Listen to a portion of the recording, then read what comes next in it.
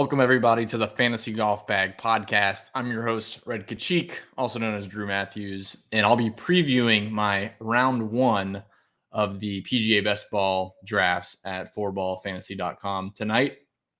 This is a dual stream, so what I mean by that is I'm going to obviously have this out as a podcast for audio, so it'll be on iTunes, Spotify, Google, etc.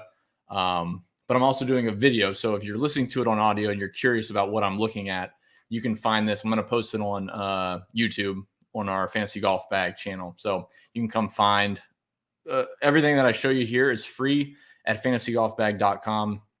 The best ball rankings, the content for the PGA best ball stuff is all free through December 6th. And then we'll reevaluate it. But the goal is to get as much of this data out there as possible, at least for the PGA rankings. I think Fantasy Golf Bag does a really good job of kind of determining who has the best opportunity for a longer period of time.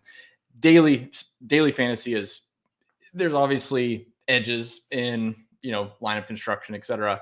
But as well as I do that the stats that you look at for a week-to-week basis, say Collin Morikawa is going into whatever tournament looking great, there's still a great chance that he doesn't play well and finishes outside the top 10 or what have you. So looking at some of the key statistics that we normally do on a week-long basis, kind of extrapolating that out for 36 events, I think is what the Four Ball Fantasy is doing. It's a fun concept, and I think there's actually a nice edge to some of the cheap guys. Obviously, we'll just talk about round one picks today, so this will be pick 1 through 12. So you're just going to get one of these in each draft, but ideally, at least for me, the same way with any of the other sports is,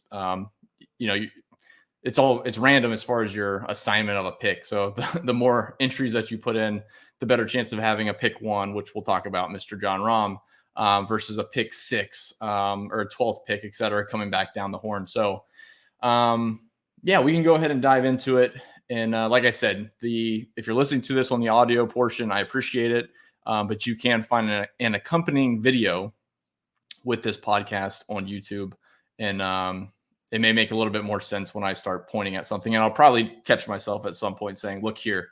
And I apologize. I'll try to do the best I can of remembering there's only an audio portion on this stream. So with that being said, let's go ahead and open up the Fantasy Golf Bag ranking. So like I said, this is all going to be free. I just posted my article today. And I'll pull that up right now. So this was just 3 guys that I really like early on in round 2. So I highlighted Sam Burns, Scotty Scheffler, Sung J M. So you can go read that. Again, it's free. All this stuff will be free through December 6th. So let me hop back to the home screen, and then I'll go into our PGA best ball rankings right here. So I'm obviously this stream for 12 guys, and I could go through and talk about each one of them for probably 4 or 5 minutes, and probably a couple over 5 minutes. To keep it short, I'm only going to highlight about 6 guys, and that'll be the premise of this podcast and this stream. Obviously, the data is there. You can go look at it. You can go look through the exact same stuff I'm showing you on this stream, and do that for all the other guys that I have ranked inside the top 12 for the 4 ball ranking. So, like I said, we'll just quickly go through the 12, and then I'm going to highlight some of the reasoning behind the rankings of some of these guys. I think some are self-explanatory. Some might be tougher to distinguish. I mean, like a Bryson at 3, and again, we'll talk about here in just a second. But for the 4 ball rankings, we got Jon Rahm at number 1, Collin Morikawa number 2, Bryson at number 3, Jordan Spieth, maybe surprising for some that don't like putting, number 4, then Dustin Johnson number 5, Patrick Cantlay number 6, a little bit of a drop down. I think some people think he should probably go in the top 3, but I have some thoughts behind that. Justin Thomas number 7, Xander Schauffele number 8, Viktor Hovland number 9, Matthew Wolff, a huge bump up to top 10 right now. He's number 10. Abraham Ancer 11th, and 12th is Tony Finau. And like I said in the article, I highlight the guys that I want to look at first: Sam Burns, Sung J M, and Scotty Scheffler. Nestled in there, you can see Brooks Koepka and Cameron Smith. But the guys that I kind of want to lean outside of the rankings is are those three: Burns, M, and Scheffler. So with that being said, like I said, it's probably, yeah, we'll just go ahead and start with number one, and then I'll talk about some of the reason why. I think Patrick Cantlay and Jon Rahm early on was a 1-2 that was switching back and forth. But let's go ahead and talk about Jon Rahm really quickly. So let's see here. Let me pull that up. All right. Let's pull up Jon Rahm in this one here, and I'll just kind of walk you through my reasoning for number one. Sorry, I thought this screen was already up, but we're pulling it up right now. Here's Mr. Jon Rahm. All right, so I think it's really interesting if you look at how the actual finishes were. So like if you pull up, let me pull up this screen here. So this is the 4-ball weighted results. So again, it's only for 36 events for the 4-ball championship. So the best ball rankings the best ball contest will run those 36 events. So what I pulled here, you can see the actual money during that span this past season. And obviously there's some events that are being added this next year on the European tour, like the Scottish Open is co-sanctioned. But for sake of argument, Jon Rahm is here sitting number 3 at $6.2 million earned during that span. Collin Morikawa was number 1 at $6.6 million. But let's just take a quick look at Jon Rahm's 2021 really quick. We all know the historic COVID pull from Memorial, where he had a WD, earned no money for that event. Thusly, when he goes into the Tour Championship, he's sitting back. Obviously, the Tour Championship doesn't count. But going into the FedEx Cup playoffs, he's already behind on Cantlay. So the reasoning there was between Cantlay and Rahm, just that one event alone swung, $1 million for Rahm, sure. So, just that alone, that throws Rahm at $7.5 million over $6.6 million second place. That's ridiculous. $7.5 million. That's $1 million gap. And then Patrick Cantlay would probably fall 500,000, I would say, just from an argument's sake, let's just say he drops to $5 million. That's a pretty big swing. It's a $2 million swing right there. So that's kind of where I'm looking with Jon Rahm. I think Jon Rahm has been so consistent. Obviously, he plays enough on the PGA Tour. It's going to make it worth it. But you can just look through his finishes. Outside of the win at the U.S. Open, he was just inside the top 5, just cranking out top fives. The Masters was good. So like any of these big events, like the WGC, the Players Championship, the Masters, the PGA Championship, he finished T8 there. T5 at the Masters. Those are all really good big events for a purse. So Jon Rahm for me is definitely the number one guy. I think there's, again, you could go through the data. In my mind, if you just run out a normal Memorial as good as he was playing, I think he still have the rounds of 69, 65, 64. He was leading by 6, I think, at that point. Just tack on another 1.2 million. We got, it's a huge gap between first and second place right there. So Jon Rahm is clearly my number one guy. And then because Jon Rahm gets a huge bump for me, Patrick Cantlay gets a fall down to 6, which I won't cover this week or cover on this show specifically. But yeah, I think he's still in round 1, obviously. I think there's guys that are going to have some upside. I'll go ahead and quickly just mention Collin Morikawa. Obviously, number 2 is playing fantastic. He's a young guy, obviously, with one major, WGC. He just won the DP World Tour, Race to Dubai, whatever it was in Europe.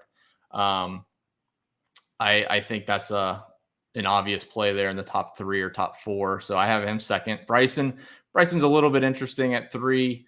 I just think I was really impressed with what Bryson did this year, with how far he was gaining distance, and then was able to contend with his irons in a lot of these events late. He wasn't dominating any events, but in the events he played well, like at Bay Hill, that's quote unquote domination to me. So let's just assume he stays somewhat stagnant and, keeps his distance up and maybe hones in his short game, because we know his short game was awful.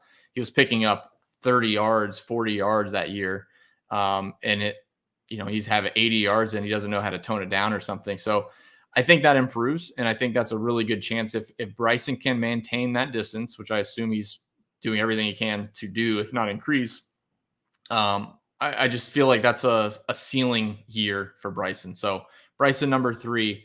Jordan Spieth is the next guy I want to highlight. So with just talking about Jordan Spieth, he is coming in with a baby news, I guess, this last weekend. So we'll see how that plays out. But as of now, he's 4th on my list.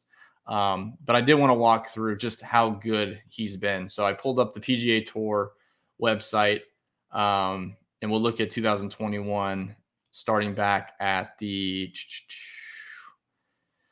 Farmers Insurance was the first one back. So miscut at the Farmers Insurance, and this is just starting off the year. And then he cranked out a T4, a T3, T15, T4, in contention for 3 of those weeks. He had a win at the Valero Texas Open, another T3, a second at the Charles Schwab, a second at the British Open. Just a lot of top 5s and top 3s, some top 10s in there. And I don't think, I hopefully, my idea is with him going so high, he cracks a couple of those seconds into wins, and he has a Jon Rahm type of year with $7 million. That's kind of my idea with Jordan Spieth. And I know people hate just thinking Jordan Spieth's good at golf, but he is good at golf.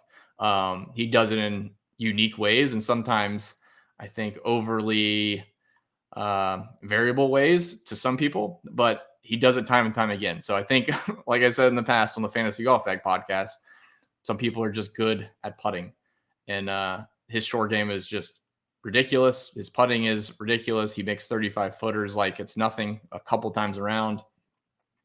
So yeah, so Jordan Spieth would be number 4 for me.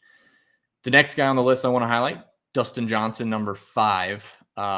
You can see here even like $1.7 million was not a very good stretch of golf for DJ. After he won the Masters in the fall of 2019, fall of 2020, the DJ train kind of ran off the tracks a little bit. So I'll pull up his player card on the PGA Tour's website, and I'll kind of explain why I think. Obviously, DJ is just a special breed. I mean, he's one of the guys that every time he tees it up, he's like a 12-1 favorite, no matter what, even when he's playing bad. It seems like when you're going for some of these big GPPs, big contests in the best ball contests, looking for upside is what you want. So obviously Jon Rahm, we know he has upside. Collin Morikawa, upside in my mind is like 3 or 4 wins in a season. As we go outside of round 1, obviously you're not going to get 3 wins, 3-win guys. I mean, I guess Sam Burns Berger's just a lock, I'm sure, but Hideki Matsuyama, Scotty Scheffler, guys in the second round. I mean, they can get 2 wins, maybe 3, but I just feel like DJ is one of those guys. He could get 2 or 3 wins early, get 1 more win at a major somewhere, and just have an obscene year. So that's a lot of what goes into this first round is guys that you think can break the slate. And for me, DJ is one of those guys. So I'll go back to his stuff right here. And you can see a lot after that Masters tournament. He really struggled in the first half of the year, all the way through like late June, July. And then he started to turn it around. A lot of good rounds in there. I mean, like at the WGC here, 69, 65, 65, 70. Just a lot of bad rounds mixed in. T8 at the Open Championship. You can't really fluke that. T20 at the US Open. And then he finished the year off good. So I will say, I mean, he did finish on a high note.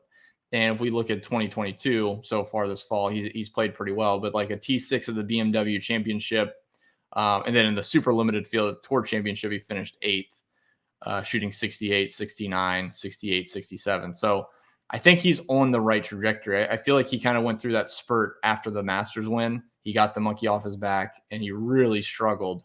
I mean, it was awful. I mean, T54, T48, miscut, T48, miscut. Obviously, that's not going to get the job done for a first-round pick, but I do think we're going to see more of a 2020, 2019 DJ, and that's the reason why I have him up here as my number 5 guy. Going into the next play that is mentioned is Xander Sorry, Patrick Cantlay. So I told you I wasn't going to really discuss Patrick Cantlay. I think he's very consistent. I don't know if he has a 3-win season in him. Probably a lock to win at least once. Probably a good chance to win twice. So, like I said, he's an easy first round play, but I don't think he goes above a Spieth or a DJ, a Bryson for me. So Patrick Cantlay, number 6. Justin Thomas, I'm going to highlight on this podcast. Justin Thomas, number 7. He actually had a better year than I even realized he had. I don't know why that is. If I pull up his data golf card here and we'll go back to 2021. So we're on JT 2021. You can see already 2022, he had a pretty good start at the CJ Cup and the Worldwide Technology at Mayakoba. But if we go back to 2021, look through his stats. I mean, ball striking off the tee and approach are just phenomenal all year. But his finishes were awful. So like T42, T40, miscut, T26, T21. And again, we're talking Justin Thomas. T21 is not a good finish, especially in DFS when you're paying $11,000, $10,700, $10,500 for Justin Thomas. It's as soon as he's outside the top 20, you're basically you lost a roster spot. So, but looking deeper, we can see. I mean, even outside the win at the Players, statistically, he's been I thought he was going to have a great year. So there's no point in me kind of hopping off the bandwagon this year, especially when I feel like he's one of those special players that can go on those, like I said, three wins in a season. That's basically what I want to target here. But yeah, you can see through. Again, I'm talking to a podcast crowd and a live stream crowd, or not a live stream crowd, a video crowd. But you can see the approach numbers, which I kind of care about more for a longer term perspective, are so consistent. I mean, he's gaining strokes on the field every single event. He's got what? 1, 2, 3 events. 3 events out of what? How many is this? 20 events, probably 24 events that he didn't gain strokes on approach to the field. I mean, that's pretty nuts. Yeah, putting has just been, he had a bad stretch of putting there with those 2 missed cuts. So yeah, I just, from a ceiling perspective, I think JT is it. I don't think that's any surprise to anybody. I guess some people could even argue Justin Thomas goes ahead of a DJ or Jordan Spieth. I mean, Jordan Spieth I probably have higher than most people have in their rankings for best ball, but again, I'm taking the contrarian approach a little bit and just feeling like there's got to be some upside the way Jordan was playing this year without a win. So let's see here. Going down into Mr. Xander Schauffele, number 8. Xander, I think originally I had him outside of round 1, and then I started looking back through a little bit of his stuff. So let me pull up his PGA Tour player card for 2021. And he just, outside of the Olympics, he didn't win anything. And I think that's probably what threw me a little bit. I mean, he's so consistent. And I think over the long haul of 36 events, he's not going to play all 36 events. We'll say 20 events. He's going to have a lot of top 5s. I mean, you can even look through here. This wasn't all the events in this segment, the 36 events, 8 top 10s and 22 starts, 16 top 25s. Not too concerned with that. He had, let's see, four top 3s, 8 top 10s. It's pretty good. Just the consistency. And again, the T2s could easily be wins. T3s are close to a win. I mean, there's just a few things that need to go his way. So from what he's shown us the last couple of years, I don't see any reason to think he's going to fall off a mountaintop anytime soon. So yeah, I think Xander's a safe spot at number 8. I don't think you're reaching if you get him at 8 or 7 or 6, but definitely, I think he's definitely worth consideration in the first round. That's why I have him 8th. The next couple guys, it gets a little bit squirrely. I don't think you can't really go wrong in the first round so much. I mean, you're not going to lose the contest in the first round.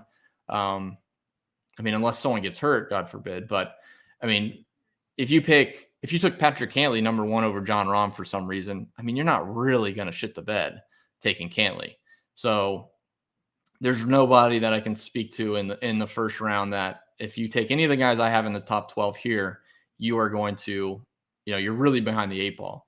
I think some of these guys maybe look a little funny ahead of winners like a Hideki or Brooks Koepka, et cetera, but they play more events. I think that's an important part of the contest is the number of events like an Abraham Ancer, which we'll look at here in a second, and their consistency over that time period. So the Viktor Hovland I will talk about.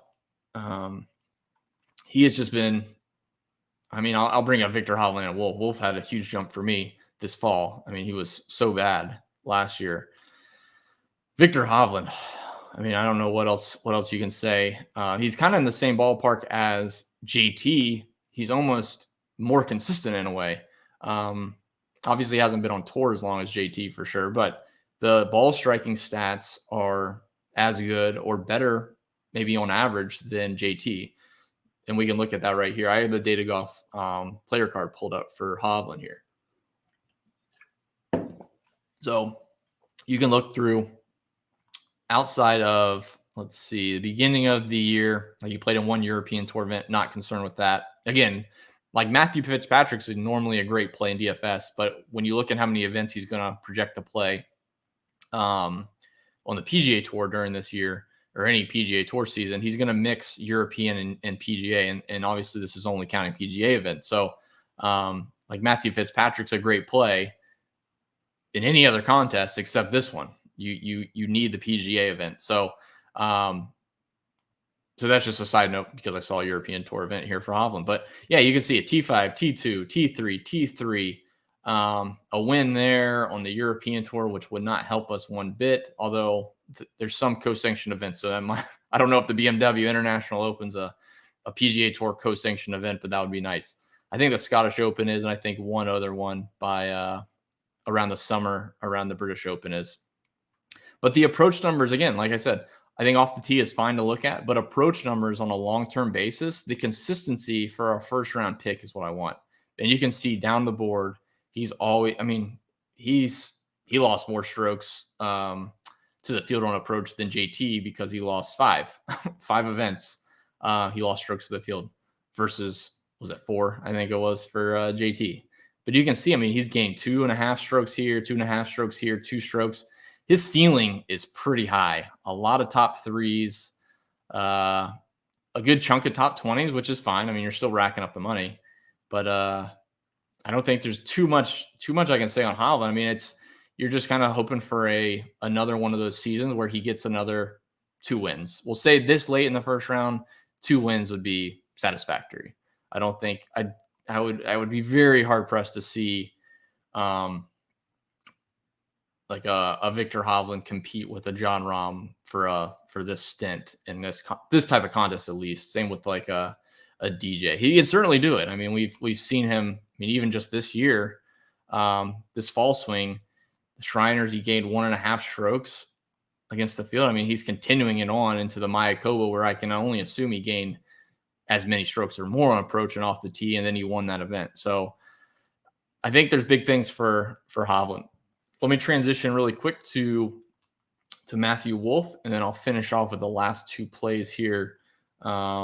We're right at 24 minutes, so this is going on perfectly. This is basically what I wanted to do, is just highlight the top 12 we have at Fantasy Golf Bag, and kind of the reasoning behind some of them, because obviously people can pick and choose between a third pick and a 4th pick, 5th pick, etc. So give a little bit of reason. I felt like the context would help. All right, Matthew Wolff here. All right, you can see I have his Data Golf player card pulled up. I'll skip back. Actually, I'll skip back to 2021 really quick before we talk about 22 this fall. His 2021 season was just awful. And if you're watching this on YouTube, you can see just very little green, not a ton of, obviously more red than green, but he was right around average all year. T15 was his best finish in this late stretch. 1, 2, 3, 4 missed cuts, 2 WDs, a DQ at the Masters. I mean, it was a very bad year for Matthew Wolff. Fast forward, if I could speak. Fast forward to 2022. Sanderson Farms, T17. Shriners Open, second. Mayakoba, T5. Houston Open, T11. And remember, the Mayakoba, he shot 61 to lead on the first day to finish T5. So, like, again, the opportunity he had to win both the Shriners, where he finished second, and then the Mayakoba, where he finished T5. If he can continue that type of play, the play we saw back in 2020, that's the Matthew Wolff that I think can go in the first round. Again, I honestly think Wolff at 10 is a little bit of a hot take, but if I had to get any of these guys, Wolff is the guy I could see rattling off 2 wins. Hideki's a great player. I just don't see him winning 2 times. He's just too inconsistent with the putter. Kind of the same reason why like a Louis Oosthuizen or a Corey Connors. Corey Connors plays a ton of events, very consistent. He's not going to get it done on the greens enough to pay off a number 10 pick, basically. So Matthew Wolff, number 10 there. And then I'll just finish off with the last couple. I thought it was really interesting. If you look at Abraham Ancer, and I had it written up, and let me just tally it one more time. 1, 2, 3, 4, 5, 6, 7, 8, 9. I think it was 9. 1, 2, 3, 4, 5, 6, 7, 8, 9. Yes. So he had 7 top 5s, 7 top 10s during this stint last year. And that's the upside I'm looking for. A lot of top 10s mixing in with some wins. Abraham Ancer, I feel like is one I kind of have to justify a little bit just because of the name. I mean, people play him in DFS every week. But right ahead of Sam Burns. Sam Burns is close to a round 1 pick. I have him number 13, so first going in the second round. Sung Jae, with as many events as he played, it's pretty crazy. But Abraham Ancer, I like his chances with his stats. They all line. He plays plenty of events, and the events that he plays, he has really good upside. Obviously mixing in a win there, a couple seconds. I mean, you're just looking for those top 3s are huge in terms of money, just like a GPP or any other DFS contest. You know, you can min cash, make the cut, and you make a little bit of money. The top 5, top 3 really is where you crank it out. And to see that many top 10s with a win, a couple top 5s inside of that, that's what I'm gearing towards with Ancer at 11. I'll probably mix and match. So like I said, if I was building, so I plan to make, let's say 100 teams in the $18 contest. Abraham Ancer, I would, take in the first round, and then the next team or next entry that I draft, it would be maybe a Tony Finau or Sung Jae even. I bump Sung Jae to the first round if I'm picking that far back in the first round. Obviously, anything inside of the top 7 or top 6, I have it pretty set, and I probably won't steer away. But the last couple picks here, 10, 11, 12, I can certainly grab a round 2 guy into that first round and then rebound really quickly with a solid second round. I mean, I could take Tony Finau and Sam Burns and feel pretty good about it. I could take Sam Burns, Sung Jae, feel really good about it. Daniel Berger is kind of sneaky from a money list standpoint. And you can go down the list here. Plenty of good options, good players to pick from, but you're really looking for the upside. I mean, Leishman, Adam Scott, they're going to be tip top on the PGA Tour this season, but are they going to be high enough for a first round pick? So that's pretty much it. The last guy that I had on the list here, you can see, is Tony Finau, and I think that'll pretty much do it. Like I said, 4Ball Fantasy, the content is right here on fantasygolfbag.com. You can read my my top 3 picks in round 2. And then best ball rankings and the 4Ball weighted results from last season, which I found pretty helpful. Along with that, you can see all of the other DFS stuff is still free we only have the Hero coming up, so this is a good time to hop into the best ball stuff with a break away from normal PGA DFS. But all the model rankings, DFS projections, and ownership are all free still at Fantasy Golf Bag. The only thing that I have behind the paywall technically is my core article. And we'll see how like the beginning of the year progresses with some of the other data that I'm working on for PGA DFS. But for now, I will continue to crank out this best ball content. I think it's really fun, a really fun format. And yeah, I think if you have any comments, please drop them below.